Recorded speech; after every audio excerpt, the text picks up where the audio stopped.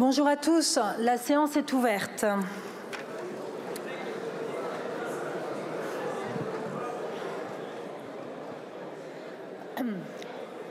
Mes chers collègues, je vous demande de bien vouloir prendre place. L'ordre du jour appelle les questions au Premier ministre. Il a été convenu en conférence des présidents, s'il vous plaît. Il a été convenu en conférence des présidents qu'il y aurait une question au Premier ministre par groupe politique dans l'attente de la composition du gouvernement. Donc, Monsieur le Premier ministre, merci de vous prêter au jeu de cette séance de questions au gouvernement. Et la première question va être posée à Madame Laure Lavalette, par Madame Laure Lavalette pour le groupe Rassemblement national.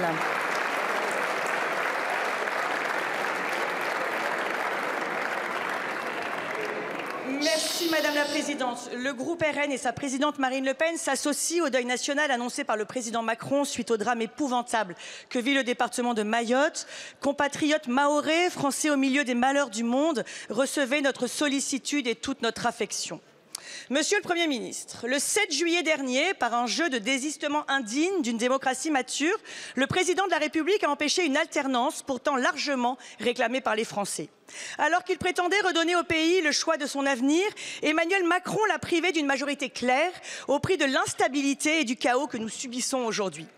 Ils resteront, lui et son Premier ministre d'alors, seuls responsables devant l'histoire. Aussi, nous espérons sincèrement, parce que c'est l'intérêt fondamental d'un peuple qui ne vous a pas choisi, que votre action soit malgré tout salutaire face aux urgences qui s'amoncellent. L'urgence pour nos agriculteurs, abandonnés par un gouvernement Attal qui n'a pas fait la moitié de ce qu'il avait promis.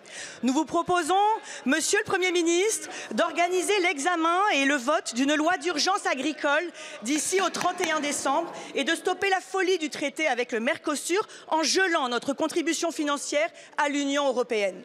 L'urgence démocratique, et nous savons que vous partagez notre engagement pour un mode de scrutin proportionnel, alliant juste représentativité et stabilité institutionnelle. L'urgence toujours prégnante du pouvoir d'achat et d'une fiscalité plus juste. L'urgence de l'hôpital et de l'accès aux soins partout sur le territoire. L'urgence enfin sécuritaire et migratoire qui s'aggrave de jour en jour malgré les postures et les grands mots. Alors face à cet Himalaya de défis, pouvez-vous décliner devant la représentation nationale les priorités qui seront les vôtres? Vous connaissez nos positions et nos lignes rouges, vous nous trouverez ouverts au compromis, hermétiques au chantage, vigie inépuisable de l'intérêt général. Le 7 juillet dernier, un pouvoir déclinant a créé tant de désespérance. Tâchons à minima de rendre les prochains mois utiles à la France. Je vous remercie. Merci beaucoup. La parole est à Monsieur le Premier ministre. Merci, Madame la Présidente. Madame la députée, d'abord un mot pour vous dire l'émotion qui est la mienne. Il y a longtemps que je n'ai pas pris la parole dans cette assemblée, que j'ai beaucoup aimée et à laquelle je veux dire quelque chose de simple. C'est sentiment et expression de respect de la part du gouvernement à l'égard de chacune et chacun de ceux qui siègent sur ces bancs. Chacun et chacune de ceux qui siègent sur ces bancs, d'un bout à l'autre de l'échiquier politique, et pour chacun des groupes. Parce que je suis partisan acharné du pluralisme en politique. Je pense que ce n'est pas parce que nous avons des opinions différentes, parfois des opinions opposées, que nous ne pouvons pas débattre et dialoguer ensemble. Madame la députée, vous avez fait la liste des très nombreux défis qui existent devant nous. Vous avez utilisé une expression que j'avais moi-même employée, c'est un Himalaya. Ça paraît, comme vous le savez tous, insurmontable. Et pourtant, nous devons le surmonter. Et spécialement quand nous sommes rappelés par la catastrophe de Mayotte au respect de ce que nous avons de plus sacré, et de plus sacré notre concitoyenneté. notre compatriotisme à l'égard de tous ceux qui sont atteints par les accidents de la vie. J'imagine qu'on aura tout à l'heure l'occasion de reparler de ce drame de Mayotte. Je sais que vous avez fait respecter, Madame la Présidente, hier une minute de silence. Et donc, je m'associe par la pensée rétrospectivement à cette minute de silence. Vous avez décrit, Madame la députée, les très nombreux obstacles qui sont devant nous. Et vous me demandez de les décliner. Je ne suis pas sûr que je déclinerai les réponses, mais je veux vous dire une chose simple. Je ne dissimulerai rien. Je ne laisserai rien sans traitement et sans réponse. Tous les problèmes que vous avez indiqués, qui tiennent à la dépense publique, qui tiennent aux fractures de la société française, j'essaierai de les résoudre. J'essaierai pour les autres, les fractures, de les résorber. Et j'essaierai de le faire en tenant compte de chacun des groupes, en tout cas, qui siègent sur ces bancs. Je ne fais pas de différence entre les députés. Je pense que qui que ce soit qui soit élu et franchisse ce seuil et siège sur ces bancs a droit au respect et à un traitement équitable. C'est ma vision, elle n'est pas d'aujourd'hui. Je l'ai défendue longtemps sur ces bancs, je l'ai défendue à l'extérieur. Et pour moi, c'est très important. Et quand je dis que je ne laisserai rien de côté, bien entendu, les problèmes que vous avez évoqués, les problèmes de finances publiques, par exemple, nous les traiterons. Je crois avoir montré dans ma vie politique que ces problèmes étaient pour moi essentiels. Madame, il n'y avait pas de questions sur Mayotte, mais j'imagine qu'il va y en avoir d'autres et je vous répondrai avec la précision que ce drame mérite. En tout cas, j'ai bien compris les défis, j'ai bien compris l'impératif qui est le nôtre et je vous promets d'essayer, pas seulement aujourd'hui, de le résoudre avec l'ensemble de la représentation nationale. Merci beaucoup, Monsieur le Premier ministre. La parole est à Monsieur Gérald Darmanin pour le groupe Ensemble pour la République.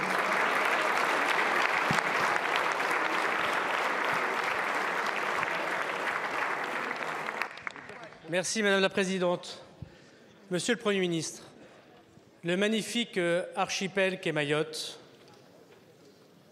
pleure ses morts, pleure la détresse de ses habitants, pleure la pauvreté et pleure sans doute la désolation. Et nous ici qui aimons Mayotte, magnifique bout de France du bout du monde, où les Français sont de volonté, nous nous interrogeons.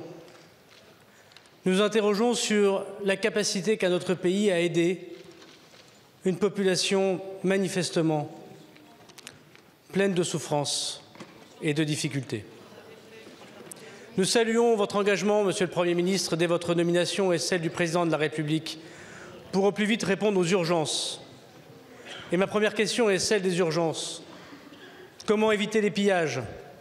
Comment lutter contre les maladies qui vont naître après ces bangas détruits, ces hôpitaux qui ont du mal à fonctionner, ces personnels de soins et de pompiers qui n'arrivent pas à atteindre les blessés?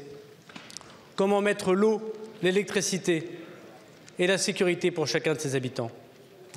À plus long terme, Monsieur le Premier ministre, comment reconstruire Mayotte, son aéroport, ses infrastructures, ses écoles, son fonctionnement qui fait que la République est partout chez elle?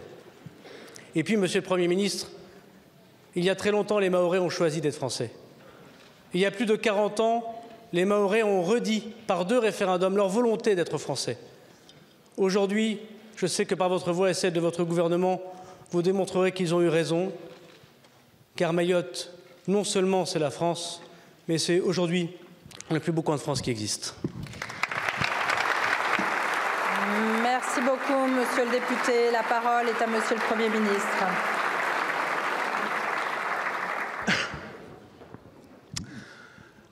Vous avez raison, Monsieur le ministre. drame de Mayotte, il a frappé une population qui, plus que d'autres, s'est engagée pour la France. J'ai tout à fait en mémoire les visages de ceux qui se sont battus pour Mayotte française et pour Mayotte département français. Et plusieurs d'entre eux étaient mes aînés, mais mes amis. Marcel Henry, Henri Jean-Baptiste, pour ne parler que de la fin du siècle précédent. C'étaient des hommes qui considéraient que la vocation de Mayotte, c'était d'être ce visage de la France là-bas. Et ils ont fait confiance. Et ce que nous avons approuvé, c'est qu'ils ont eu raison de faire confiance devant une des tragédies, une des pires tragédies que l'on puisse rencontrer. Alors, vous m'interrogez d'abord sur le bilan. Pour l'instant, le bilan est incertain. J'ai parlé tous les jours et à plusieurs reprises avec le préfet de Mayotte, M. Bieuville, à qui je veux rendre hommage, et avec les représentants de l'État, qu'ils soient basés ou à partir de la Réunion ou à Mayotte directement. Le bilan n'est pas encore établi. Le bilan, c'est aujourd'hui constater plus d'une vingtaine de morts et puis quelque chose comme 200 blessés graves et 1500 blessés qui sont en urgence relative. Ce bilan peut s'alourdir, nous le savons tous. Et nous sommes tous anxieux devant le destin de ceux qui ont été pris dans la tourmente alors qu'ils n'étaient pas protégés contre la tourmente. Au-delà de ce bilan d'urgence, comme vous l'avez dit, il y a la question de la remise en route de la vie à Mayotte. Vous avez parlé de l'hôpital. L'hôpital, c'est quelques 50% qui a retrouvé son activité. Vous avez posé la question de l'eau, essentielle. Et des ministres de l'Outre-mer précédents ont eu à traiter la question de l'eau, Monsieur Vigier. Aujourd'hui, il y a deux des 6 usines ont été remises en route.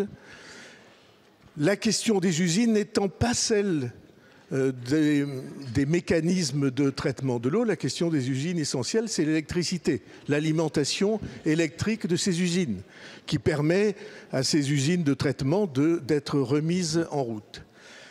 Et donc la question de l'électricité, il y a aujourd'hui à peu près 50% du réseau électrique qui a été remis en route. Le réseau à haute tension, la partie haute tension du réseau n'a pas été détruite.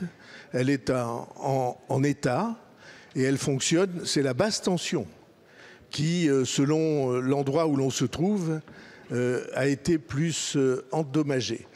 Les services de l'État considèrent que d'ici la fin de la semaine, on pourrait atteindre 75% de remise en route du réseau électrique. Le réseau routier n'a pas été gravement atteint. C'est sur la surface des arbres qui sont tombés. Et on considère aujourd'hui, peut-être ce jugement est-il un peu optimiste, que à peu près 80% du réseau routier est de nouveau accessible. Et puis vous posez la question à plus long terme de la reconstruction. Pour moi, c'est une question essentielle parce que l'espoir des populations est évidemment dans la reconstruction. Le gouvernement va lancer un appel à projet sur des conceptions d'habitation très rapides, préfabriquées, faciles à monter, pratiques à mettre en place et pas trop chères. Je suis persuadé qu'un grand nombre d'acteurs français, d'entreprises françaises, peut-être même d'écoles d'architecture, vont se passionner pour ces projets qu'il faudra très rapidement analyser et choisir. Et puis, il y a la question des fonds pour aider tout cela. Il y a des fonds européens qui peuvent être activés, le fonds Restore en particulier, et puis il y aura la solidarité nationale. Et nous sommes là pour ça. Nous sommes là, l'État, les pouvoirs publics, pour manifester une aide réelle. Il n'y a que 10% des foyers de Mayotte qui soient assurés. Vous voyez la dimension de ce que nous devons faire. L'idée, c'est de mettre en place, comme nous l'avions fait pour Irma, de mettre en place une équipe spécialement dédiée sous une autorité choisie par l'État. Et dans les prochaines heures, cette décision devrait être prise. Et c'est ainsi que nous ferons face à ce drame et que les Mahorais font déjà face à ce drame. Parce qu'ils sont déjà au travail et en train de reconstruire leur île avec toutes les difficultés que nous connaissons, qui sont d'ordre économique et qui sont aussi d'ordre social. Merci beaucoup. Merci beaucoup. La parole est à présent à Madame la Présidente Mathilde Panot pour le groupe La France Insoumise. Le cyclone Chido laisse Mayotte dévastée. La France pleure ses bien trop nombreuses vies arrachées au monde. Nos pensées se tournent vers les familles des disparus et vers ceux qui attendent des nouvelles de leurs proches. Nous saluons le courage des secouristes. La situation des survivants est dramatique. Des bidonvilles transformés en cimetières. Plus de 100 000 personnes sans toit ni eau. 3 jours dans le noir, un système de santé réduit à néant. La faim et les épidémies menacent. Monsieur le Premier ministre, cette catastrophe n'est pas naturelle, elle est politique. Politique dans son déroulement d'abord. Depuis les nombreuses personnes qui ne se sont pas rendues dans les abris de la préfecture par peur d'un piège pour les expulser, jusqu'au sous-investissement chronique. Depuis des années, dans le département le plus pauvre de France, 1 personne sur 3 n'avait déjà pas accès à l'eau potable, 40% des logements étaient des habitats précaires. Politique dans ses causes ensuite. Le changement climatique ne vient pas de nulle part. Nous ne sommes pas devant le cyclone du siècle, nous sommes entrés dans le siècle des cyclones, des ouragans et de la montée des eaux. Des questions viennent déjà. Pourquoi la grande loi de prévention des catastrophes naturelles en Outre-mer, promise en 2018 par Emmanuel Macron, n'a-t-elle jamais vu le jour? Pourquoi la délégation interministérielle aux risques majeurs Outre-mer, créée en 2019, a-t-elle été dissoute? Pourquoi la commission d'enquête que nous avions obtenue par la voix de Jean-Philippe Niller sur les risques naturels majeurs en Outre-mer a-t-elle été sabotée? À cet instant et avant tout, la République doit porter secours par tous les moyens à Mayotte et à ses habitants. Dans ce contexte, Monsieur le Premier ministre, vous n'auriez pas dû vous rendre à Pau pour conserver un mandat, mais à la réunion de crise de l'Élysée pour assumer votre nouveau rôle. Le mépris est éprouvé d'autant plus rudement quand la souffrance est là. Le grand poète Aimé Césaire disait « Ce n'est pas par la tête que les civilisations pourrissent, c'est d'abord par le cœur. » Notre cœur est tout entier avec Mayotte. Nous portons notre solidarité à tous ses habitants. Que tout soit mis en œuvre pour sortir de ce cataclysme et prévenir les suivants. Je vous remercie. La parole est à Monsieur le Premier ministre.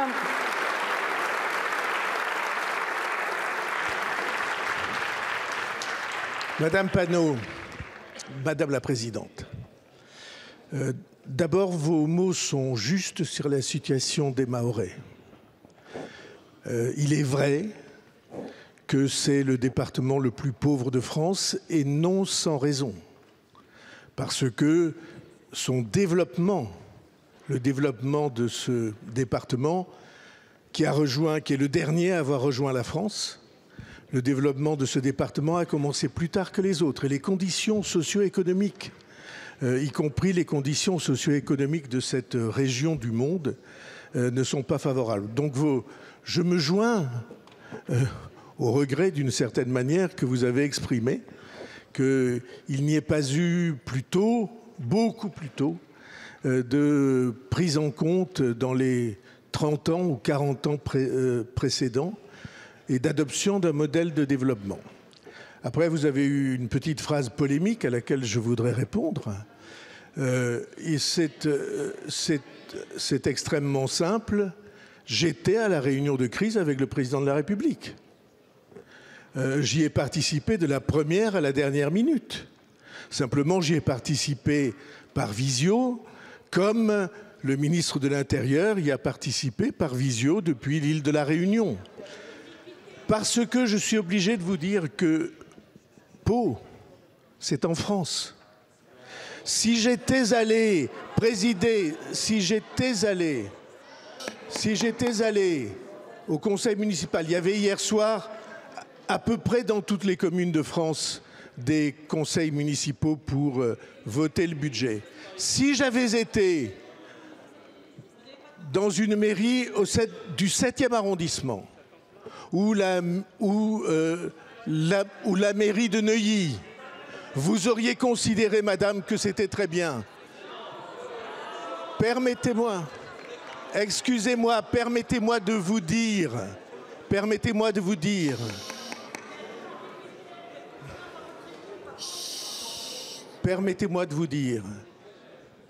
que il y a une rupture que peut-être vous ne sentez pas entre la vie de la province et le cercle des pouvoirs à Paris. C'est pas Madame, ça n'est pas la peine de crier. Nous pouvons avoir des opinions différentes. Excusez-moi, je suis de ceux qui pensent que l'on n'a pas le droit de séparer la province et le cercle des pouvoirs à Paris.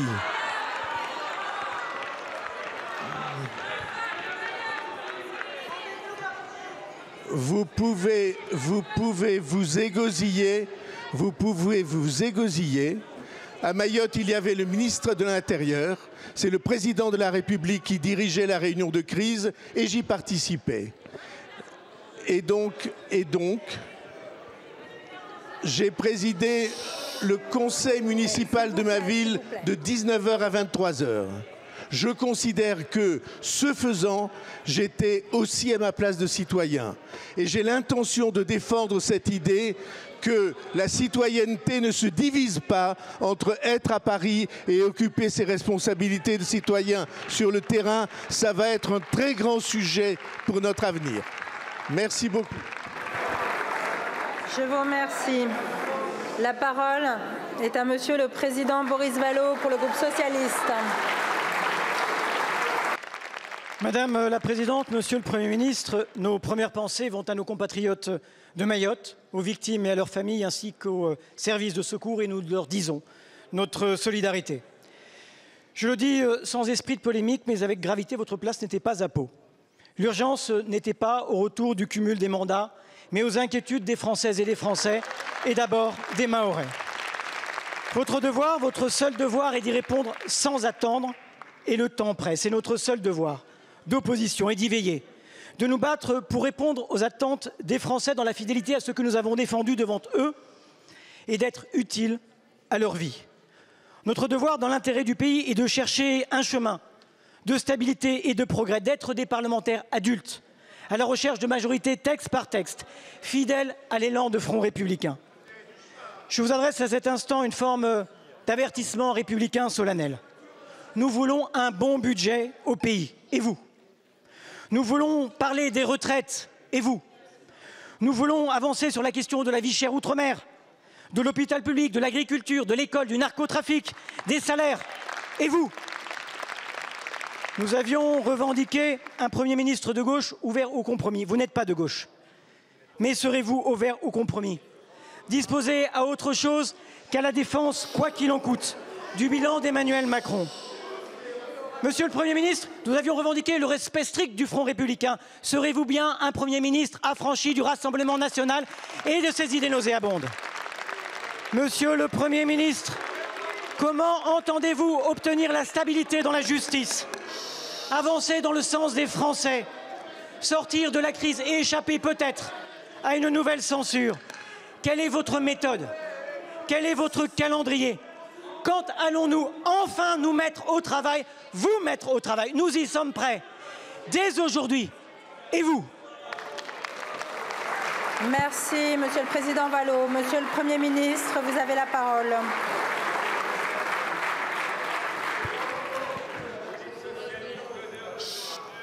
Monsieur le Président Vallot, d'abord je me joins aux mots qui ont été les vôtres et que je sais sincères à destination des Mahorais et de ceux qui aujourd'hui essaient et réussissent à leur porter secours.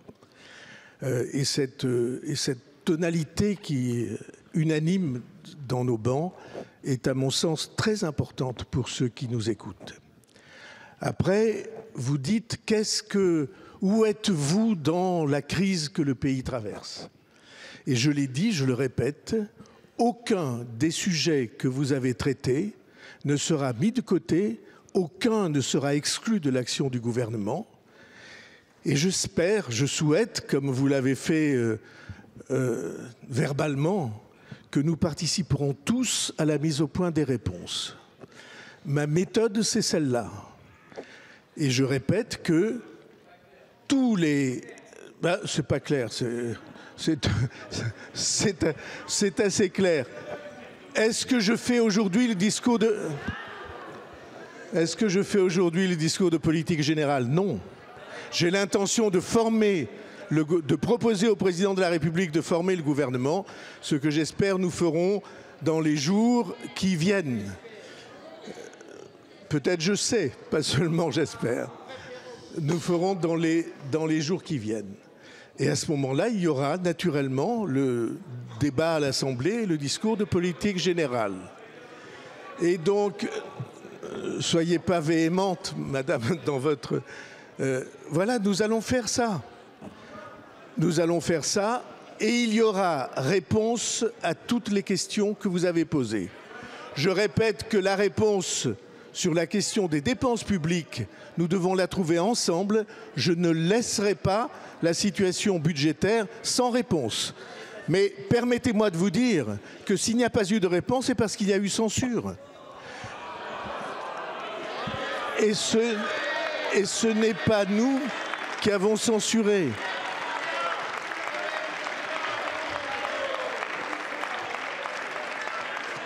Vous avez raison de dire en effet que la censure n'a été acquise que parce qu'il y a eu des votes qui se sont additionnés sur les bancs des uns et sur les bancs des autres.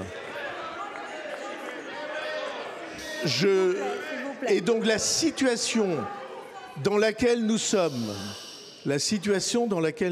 objectivement, c'est la conséquence du vote de censure qui a eu lieu.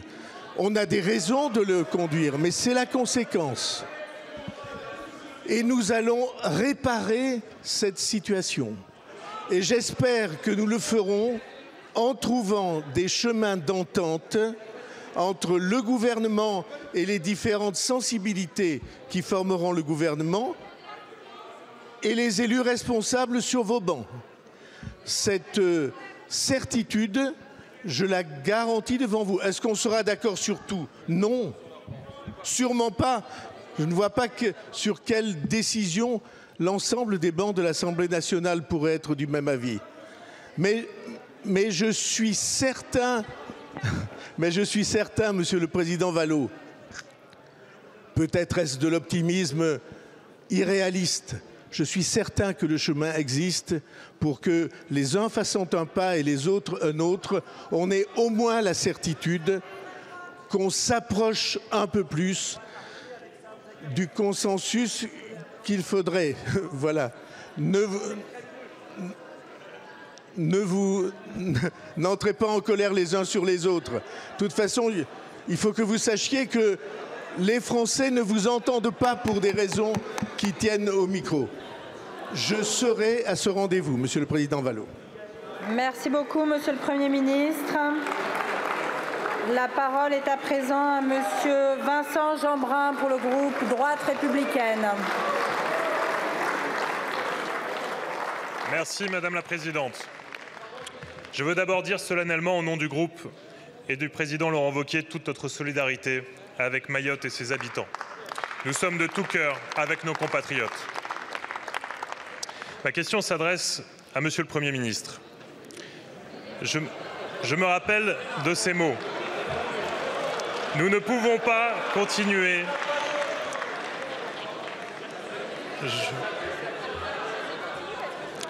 Je me rappelle de ces mots. Nous ne pouvons pas continuer à creuser le déficit de la France et à augmenter la dette de notre pays comme nous le faisons. Ces mots, Monsieur le Premier ministre, ce sont les vôtres. Vous les avez prononcés il y a 17 ans, lors de la campagne présidentielle de 2007. Déjà à l'époque, vous dénonciez à juste titre le dérapage de nos comptes publics. À l'époque, nous avions 1200 milliards de dettes. Aujourd'hui, c'est 2 fois plus. À l'époque, la dette s'élevait à 66% du PIB. Aujourd'hui, c'est 2 fois plus. Alors, il faut le dire, pendant que la France insoumise et le Rassemblement national fêtent main dans la main la chute du gouvernement, ce sont les Français qui payent la note et elle est lourde. Car non, messieurs, dames, la censure du gouvernement n'a pas censuré nos déficits. La censure n'a pas effacé notre dette, dont les intérêts, mes amis, sont supérieurs au budget de la défense et bientôt supérieurs au budget de l'éducation. Alors la facture de la censure, elle est bien réelle. Et nos agriculteurs le savent bien, malheureusement. Quand la France voit sa note dégradée, ce sont les Français qui voient leurs impôts augmenter. Alors, Monsieur le Premier ministre, la première tâche de votre gouvernement sera de faire voter un budget. Ça ne sera pas simple, mais c'est vital.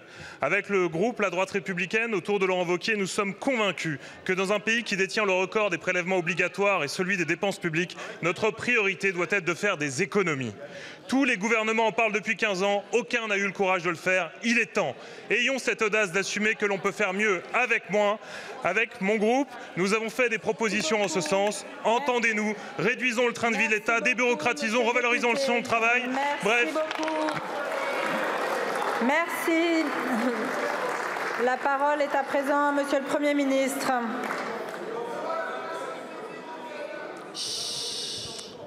Madame la Présidente, il semble que j'ai oublié de vous saluer dans une réponse précédente. Et donc, je vous réitère ce salut initial. Monsieur le député Jeanbrun, vous avez dit quelque chose qui est à mes yeux très important et qui explique les combats que j'ai menés sur la question des finances publiques, sans être à l'époque totalement entendu par tous les bancs de cette Assemblée, sur tous les bancs de cette Assemblée. Et c'est très important parce que je considère que la question des finances publiques n'est pas une question financière seulement, n'est pas une question économique seulement, c'est une question morale. Nous ne pouvons pas passer d'année en année, de décennie en décennie, comme nous le faisons immémorialement. Nous ne pouvons pas passer sous silence la lâcheté qui est la nôtre, d'entretenir nos dépenses courantes en empruntant sur le dos des générations futures. Je considère pour ma part que ceci n'est pas digne de parents, de pères de famille et n'est pas digne de citoyens. Est-ce que la réponse est facile à trouver? Elle aurait été trouvée depuis longtemps. Comme vous l'avez rappelé, ce débat-là que j'ai animé en 2007, il a donné ensuite lieu à un endettement important à partir de la crise de 2008. Et c'était votre courant politique qui était aux responsabilités principales. Et puis il y a eu cette succession de crises que nous avons vécues, les gilets jaunes, et puis le Covid, et puis la guerre, et puis l'inflation, et avouez que cette cascade de crises n'était pas tout à fait anodine. Et vous avez fini sur une idée, c'est qu'il faut faire des économies. Et vous avez raison de dire qu'il n'y aura pas de redressement sans faire des économies, que c'est une responsabilité sur tous ces bancs, partagée. Je plaide pour qu'on prenne conscience du fait, oui, de l'exécutif aussi, et de ceux qui supplient l'exécutif de dépenser plus, ce qui arrive assez souvent. Je plaide pour que nous considérions, que nous comprenions que nous sommes en situation de co-responsabilité. Et je vous assure que je vous suivrai dans ce sens dès l'instant que nous pourrons dépenser moins pour agir mieux. Et je crois que c'est possible. Merci beaucoup, Monsieur le Premier ministre. La parole est à présent à Monsieur Stevie Gustave pour le groupe écologiste. Merci, Madame la Présidente. Monsieur le Premier ministre, la situation à Mayotte est tragique et insoutenable. Le cyclone Chido a laissé derrière lui un territoire de la République en ruine. C'est une crise humanitaire sans précédent qui bouleverse la nation. Des habitations éventrées, des corps retrouvés sous les décombres, des vies brisées. Le bilan humain partiel est d'ores et déjà dramatique. Le définitif s'annonce encore bien pire. Potentiellement, des milliers de vies, sans papier ou non, qui s'éteignent, même si ces corps restent enterrés sous la boue, même s'ils deviennent des fantômes administratifs, à jamais, ils continueront à hanter notre histoire nationale. Je tiens à saluer le courage et le dévouement des secours mobilisés sur place. Pompiers, soignants, forces de l'ordre et tous les bénévoles incarnent la solidarité et l'engagement de la République dans l'épreuve. Mais ce drame frappe le département le plus pauvre de la République. À Mayotte, il manquait déjà tout avant le cyclone. Pas d'eau potable, un seul hôpital saturé et des conditions de vie et des habitants souvent indignes. Le risque d'épidémie est bien réel. Sans eau, sans soins et sans abri, comment assurer la survie des sinistrés? Le cyclone n'est pas une exception, c'est l'incarnation de la crise climatique. Les catastrophes se reproduiront encore et comme toujours, ce sont les plus vulnérables qui paieront le prix lourd. Pendant que Mayotte pleure ses morts et cherche ses disparus, que tant de citoyens se mobilisent, il nous est incompréhensible que vous ayez privilégié un conseil municipal, Monsieur le ministre, Monsieur le Premier ministre, plutôt que de vous rendre sur place. Ce choix vous engage. Que doit penser le peuple mahorais d'un gouvernement qui regarde ailleurs pendant qu'il souffre? Quant à Bruno Retailleau, ses propos sont choquants. Instrumentaliser une tragédie pour faire de la politique est indigne de nos valeurs républicaines. Monsieur le Premier ministre, les Mahoraises et les Mahorais et tout le peuple français attendent que vous issiez à la hauteur de ce drame. Quand comptez-vous vous rendre à Mayotte? Quelles mesures allez-vous prendre pour prévenir les épidémies? Quelle action concrète envisagez-vous? Merci, monsieur le député. Merci de respecter le temps de parole qui est le vôtre. La parole est à monsieur le Premier ministre. Madame la Présidente, Monsieur le député Stevie Gustave,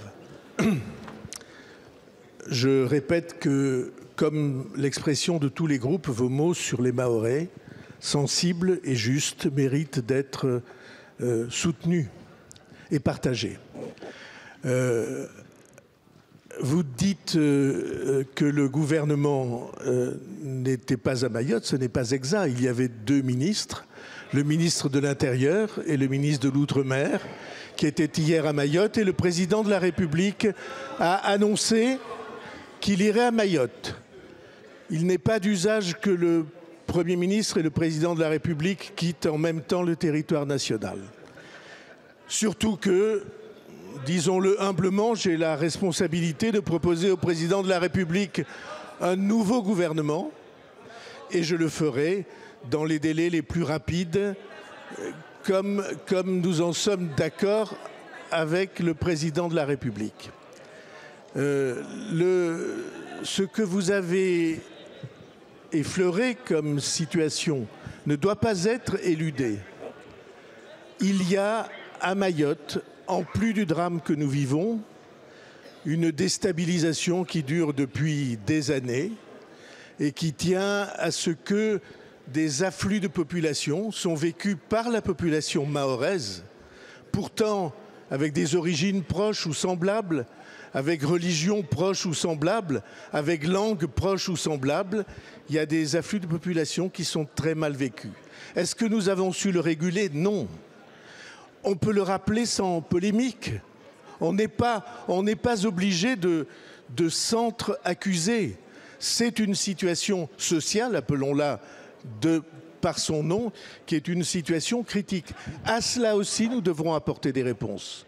À cela aussi, nous devons être attentifs. Parce que les Mahorais, eux, sont pour une grande partie de la population profondément déstabilisés par ce qu'ils ressentent comme une injustice dans leur propre espace de vie. Je n'ai pas l'intention de l'oublier non plus, sans en faire en aucune manière une question d'accusation réciproque, parce qu'une vie vaut une vie. mais le sentiment de la population, de nos compatriotes mahorais mérite d'être pris en compte. Ce qui nous a manqué, c'est la capacité de régulation. Et c'est très important pour notre avenir. C'est peut-être un sujet que nous devrons encore traiter ensemble. Merci beaucoup, Monsieur le Premier ministre. La parole est à présent à Monsieur Philippe Vigier pour le groupe démocrate. Merci, Madame la Présidente. Monsieur le Premier ministre, l'archipel de Mayotte a été dévasté. La France est en deuil. Et je crois que cela exige de chacun un comportement à la hauteur et qu'il ne laisse pas de place à la polémique. Vous dire que, d'abord, il y a deux mots qui reviennent immédiatement. D'abord, le mot urgence. Confirmez-nous que, comme c'est le cas depuis vendredi soir, que tous les moyens de l'État, des collectivités, des départements, des communes de Mayotte sont mobilisés, les sauveteurs, la réserve sanitaire, bref, tous ceux qui sont en capacité d'accueillir les blessés, de soigner, tous ceux qui sont en capacité de rétablir l'eau, de rétablir l'électricité, bref, de faire en sorte que la vie puisse reprendre. Mais l'heure aussi, Monsieur le Premier ministre, c'est à l'espoir et à l'exigence. Vous avez bien voulu rappeler tout à l'heure que sous l'autorité d'Elisabeth Borne avec Gérald Darmanin, on avait commencé à régler la crise hydrique, la crise de l'eau. Il nous faut, mes chers collègues, pour le logement, tout rebâtir. Et j'espère qu'il n'y aura plus de recours lorsqu'on devra détruire des bidonvilles comme on l'a fait courageusement avec Gérald Darmanin. Il nous faut pour les enfants des écoles, 20 000 enfants non scolarisés à Mayotte, 20 000 enfants non scolarisés, qu'on soit à la hauteur des enjeux. Il nous faut pour l'eau continuer ce que nous avons démarré. Il nous faut pour l'hôpital donner à Mayotte enfin les moyens afin d'éviter les évacuations sanitaires vers la Réunion. Il nous faut pour le secteur économique trouver les moyens, là encore, de faire en sorte qu'il y ait des filières. Il nous faut aussi la convergence des droits sociaux. À Mayotte, un RMI, il n'a pas la même somme que dans l'Hexagone. Le SMIC n'est pas le même que dans l'Hexagone. Alors, êtes-vous prêt, Monsieur le Premier ministre, à nommer un délégué interministériel à la reconstruction, comme on l'a fait pour Irma, lorsqu'il s'est abattu sur Saint-Martin et Saint-Barthélemy? Êtes-vous prêt à faire voter ici même une loi de programmation pluriannuelle pour que, derrière l'émotion, il y ait l'espoir? L'espoir, c'est dire à Mayotte, vous êtes Français, on vous aime, il y aura les moyens pour vous. Bravo. Merci beaucoup, mon cher collègue. La parole est à Monsieur le Premier ministre. Madame la Présidente, Monsieur le ministre Vigier, vous avez souligné l'action qui avait été entreprise par le gouvernement auquel vous apparteniez, sous l'autorité d'Elisabeth Borne, avec Gérald Darmanin comme ministre de l'Intérieur, pour résoudre la première crise hydrique. Et l'action que vous avez conduite a permis de passer le cap. On s'est inspiré, le gouvernement s'est inspiré de cette action pour la mise en place d'un pont aérien avec des avions gros porteurs qui ne vont pas tarder, qui sont sur le point d'arriver à Mayotte, avec des bateaux qui vont prendre en charge des stocks de conteneurs importants d'eau et de nourriture. Et l'action que vous avez conduite a aidé. Vous avez rappelé que vous aviez mis en place un comité interministériel pour agir et la décision a été prise hier soir sous l'autorité du président de la République d'aller dans ce sens et de désigner un délégué interministériel. Je veux vous rassurer sur un point. Vous demandez où en sont les personnels qui doivent rejoindre. 450 ont déjà rejoint et plus de 800 sont sur le point d'être mobilisés et vont rejoindre à nouveau. Très important est le sujet de la reconstruction. J'ai indiqué que l'appel à projet qui me paraissait nécessaire va être lancé. Et je crois que l'assurance que l'État est là, déjà en place, que les progrès de remise en route du réseau électrique et du réseau de télécommunications est en cours de prise en main et les moyens nécessaires que vous avez évoqués. J'ai toujours pensé qu'on pouvait en effet traiter de ces questions par des lois pluriannuelles d'investissement et de services publics. C'est cette ligne-là que je crois il est nécessaire de suivre pour que personne ne doute de la volonté unanime sur ces bancs de soutenir Mayotte. Merci beaucoup, Monsieur le Premier ministre. La parole est à présent Monsieur le Président Stéphane Lenormand pour le groupe Liberté, Indépendants, Outre-mer et Territoires. Merci Madame la Présidente. Monsieur le Premier ministre, je porte ici au nom du groupe LOT la question de la députée de la première circonscription de Mayotte, notre collègue Estelle Youssoufa, qui est sur place. Je porte ici ce cri du cœur. 3 jours après le passage du cyclone, Mayotte est méconnaissable. Il ne reste plus rien de l'île. Elle est détruite à 90%, y compris les habitations en dur. Ses habitants ont été déjà durement éprouvés. Ils se retrouvent sans eau, sans électricité, sans médicaments, sans nourriture, sans aucune possibilité, bien souvent, de communication. Des familles entières demeurent sans nouvelles de leurs proches. La peur et le chaos vont s'installer. Les pillages ont débuté. Nous craignons un exode des fonctionnaires vers l'Hexagone, faute de conditions de vie minimales rapidement rétablies.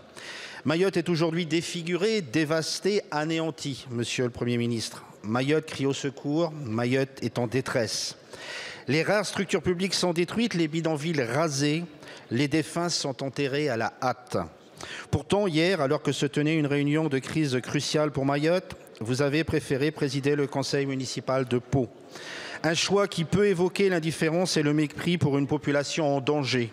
Comment justifier auprès d'elle ce sentiment d'abandon et d'urgence absolue? Monsieur le Premier ministre, comprendrez-vous enfin la pleine mesure de cette catastrophe humanitaire? Quand déclarez-vous l'état d'urgence et débloquerez-vous les fonds exceptionnels pour aider au plus vite cette population? Quand allez-vous enfin répondre à l'appel de Mayotte? Monsieur le Premier ministre, nous avons été capables de reconstruire Notre-Dame en moins de 5 ans. C'est notre défi moral, humain, de reconstruire Mayotte mieux, autrement, plus rapidement. Merci beaucoup, Monsieur le Président. La parole est à Monsieur le Premier ministre. Madame la Présidente, Monsieur le Président, je sais bien que l'art de la pédagogie, c'est la répétition. Pour l'avoir pratiqué assez longtemps et souvent. Et donc, je vous répète que je participais à la réunion de crise autour du Président de la République. Comme il arrive à beaucoup d'entre nous, je l'ai fait par visio. Et cette réunion a été fructueuse et précise dans les décisions qu'elle a prises. Je partage l'expression qui est la vôtre. On a été capable magnifiquement de reconstruire Notre-Dame en 5 ans. On a moins de temps que ça encore pour reconstruire, rendre à Mayotte, rendre à ses habitants des conditions décentes de vie et de logement. Ça ne pourra se faire que par un effort national, comme l'effort national a commencé à être déployé aujourd'hui. Je veux rappeler que pour les difficultés des hôpitaux, un hôpital de campagne militaire est en train d'être mis en place et d'être installé de manière que les réponses sanitaires puissent être apportées. Et comme l'a rappelé hier la ministre de la Santé, Madame Darrieussecq, nous avons pu évacuer les malades les plus en situation critique, notamment pour la dialyse. Nous avons pu les évacuer sur la Réunion pour que leur traitement ne soit pas interrompu. Ceci va nécessiter un effort de réflexion, de programmation et de financement qui implique tous les groupes de cette Assemblée et tous les bancs qui la composent. Nous n'y arriverons pas si nous nous laissions entraîner à faire ça les uns contre les autres. Je suis persuadé que ce type de catastrophe montre que l'unité nationale est une condition du redressement. Merci beaucoup. La parole est à présent à Madame Félicie Gérard pour le groupe Horizon. Merci Madame la Présidente. Le groupe Horizon et Indépendants s'associe évidemment aux pensées et hommages exprimés pour nos compatriotes de Mayotte. Monsieur le Premier ministre, il y a 2 semaines, la censure du gouvernement de Michel Barnier a plongé notre pays dans l'inconnu. De loi d'urgence en décret inédit, l'appareil d'État se met en marche pour permettre à notre pays de continuer à tourner, Mais aucune des urgences budgétaires n'est aujourd'hui réglée. Nos entreprises sont dans l'inconnu la plus totale. Les commandes s'effondrent, elles ne peuvent rien prévoir, rien anticiper de ce que sera l'année à venir. Sans annonce concrète dès maintenant, les plans de licenciement ne feront que s'intensifier dès janvier. Des pans entiers de notre économie s'effondrent dans une crise historique. Je pense entre autres au secteur du bâtiment, de l'automobile ou de l'agriculture qui attendent des réponses d'urgence. Sans oublier nos collectivités locales qui se demandent si elles pourront continuer à agir dans de bonnes conditions en 2025. Évidemment, ces difficultés ne datent pas de la censure, mais la censure ne fait qu'aggraver la situation. Monsieur le Premier ministre, les cris d'alerte de nos chefs d'entreprise, de nos élus locaux, des Français qui se lèvent tous les matins pour aller travailler et faire tourner notre pays se multiplient. Tous nous demandent de donner un cap à notre pays. Baisser le déficit et la dette de notre pays doit être la priorité absolue des prochains mois. Nous devons doter notre pays d'un budget de redressement. Plus de 60 milliards d'euros sont à trouver pour 2025. Aucun sujet ne doit être évité, aucune ligne rouge ne doit être édictée. Mais si certains pensent qu'il suffit de taxer toujours plus, au groupe Horizon et Indépendants, nous considérons que la priorité doit être avant tout de baisser nos dépenses publiques. Monsieur le Premier ministre, comment comptez-vous mener ce redressement budgétaire? Quelles seront vos cibles de baisse de déficit et de baisse de dette? Quelles seront la méthode et le calendrier? Je vous remercie. Merci beaucoup, Madame la députée. La parole est à Monsieur le Premier ministre. Merci, Madame la Présidente. Madame la députée, je partage votre préoccupation. Je n'ai jamais cru que c'était dans la fiscalité que se trouvait la réponse à tous les problèmes du pays. Car si c'était le cas, si la prospérité, la croissance et pour tout dire le bonheur d'un pays étaient indexés sur la fiscalité, nous serions aujourd'hui le pays le plus heureux du monde.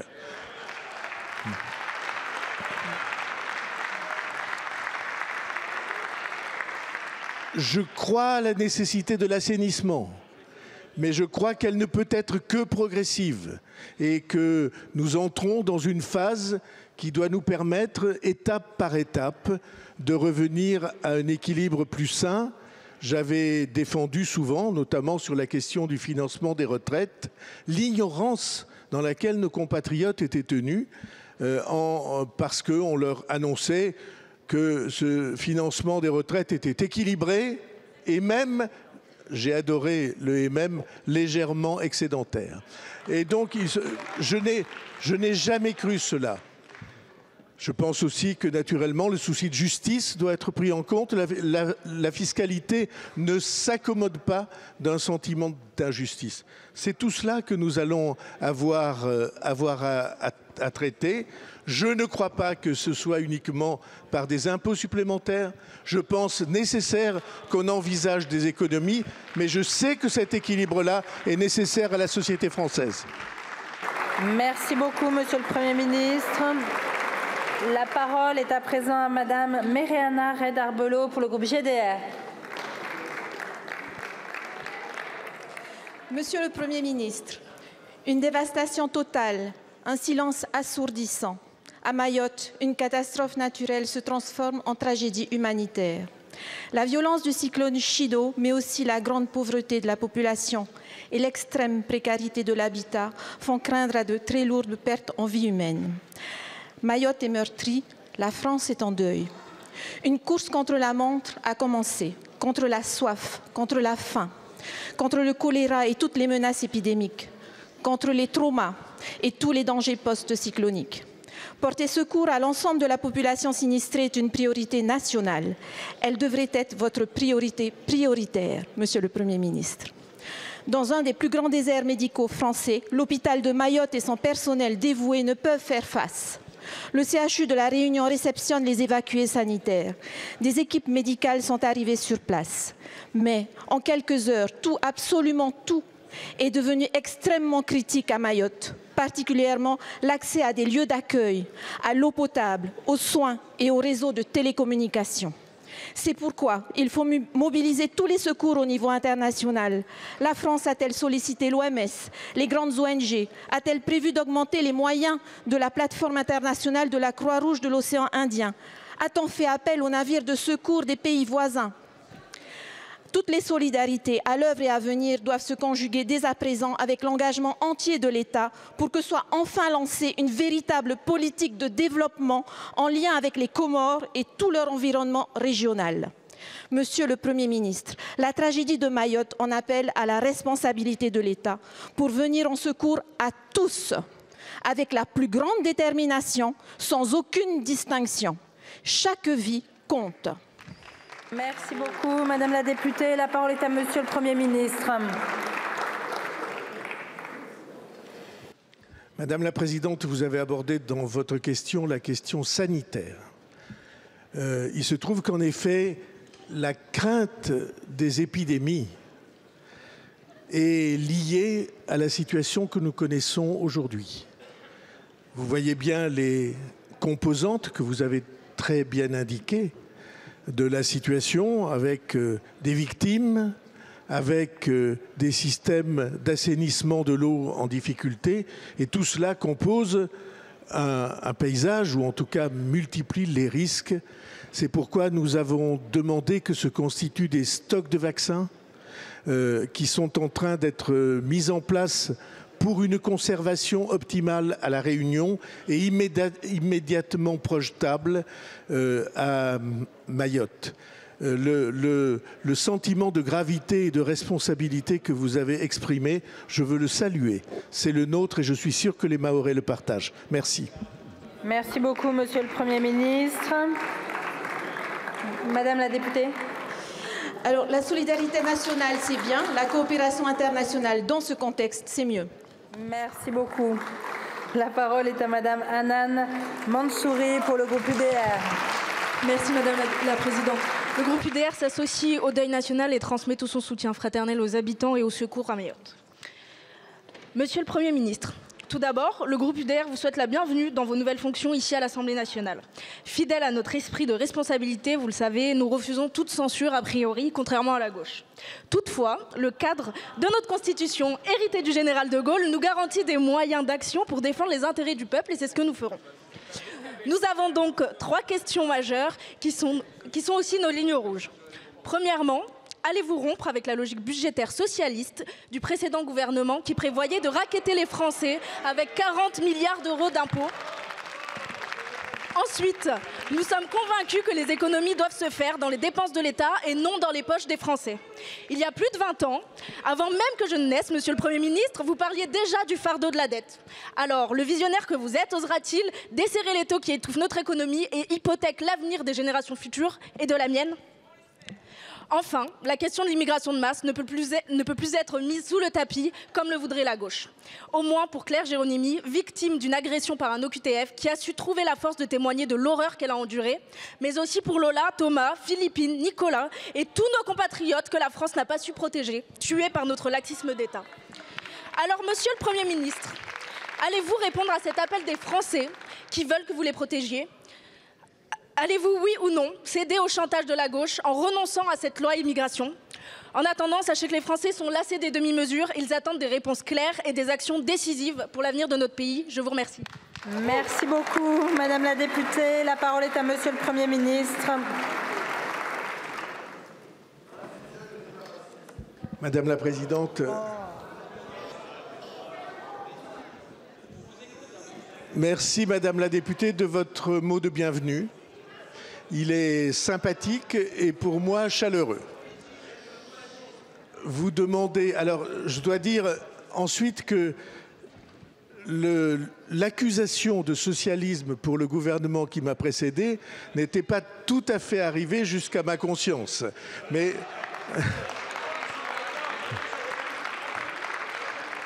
Et donc, c'est une occasion pour moi de saluer Michel Barnier qui a eu le courage d'occuper les mêmes responsabilités.